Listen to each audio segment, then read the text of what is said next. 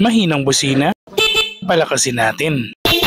What's up mga boss? Ako si Encho at ito ang Moto Vlog. Mga boss, yung mga stock horn natin talagang mahihina kasi mga single horn lang yan. Palitan natin yung sa atin, gawin natin dual horn pero hindi naman yung sobrang lakas. Ito yung gagamitin natin na horn, yung Hella horn na classic horn. Meron siyang 430Hz para sa high and then isang 360Hz para sa low. Madali lang yung pag-wiring nito mga boss. Pero paalala lang, kung hindi kayo familiar sa wiring o sa electrical wiring, ipa-wire nyo na lang po sa marunong. May nabibili naman na horn relay set na, madali na siyang i-wire. Kumbaga plug and play na lang. Pero kung hindi pa rin talaga kayo pamilyar, much better kung dun sa may alam sa electrical nyo ipapakabit. Kung makakabili kayo ng horn relay set, ganito lang yung wiring niya. Tingnan nyo sa screen, papakita ko sa inyo kung paano siya itinatap at kung saan dapat nakaplug yung mga wire niya mga boss. Reminder ulit mga boss, sa pagbili ng horn relay set, piliin nyo yung maganda yung mga gauges na wire, yung makakapal. Kasi pag maninipis, madaling masunog yung mga yun mga boss. Lalo pag electrical, napakabilis masunog. Kaya mas mainam talaga na yung makakapal yung gauges na gagamitin nyo mga boss. At kung naka-ready na yung mga wire nyo mga boss at magtatap ka na, make sure na nakabalot na maayos yung mga cable nyo, lalo yung tumakbo sa positive wire natin. Napaka-importante na nakabalot siya mga boss para hindi siya ma-expose sa ground at hindi siya mag-cause ng short circuit. Sa mga auto supply naman mga boss, may mabibili kayo ng mga wire loom kung tawagin. Ginagamit talaga yung para sa automotive, electrical at sa mga motor. Hindi after natin mag-wiring mga boss, test muna natin yung busina kung tutunog na maayos bago natin i-final kung saan natin ilalagay talaga yung mga busina natin.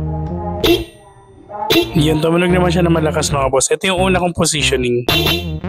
And then ito na yung final natin mga boss. Ito yung relay ko sa gitna, nandyan siya nakalagay. Tapos yung isang busina na high nandun sa may bandang likod. Hindi kasi kasya dun sa baba na to, masikip na naiipit siya nung front face. Ngayon testingin natin na ganyan yung position. So yun mga boss, malakas naman siya at hindi naiipit yung busina. Sana may na-share ulit ako sa inyo mga boss. Salamat!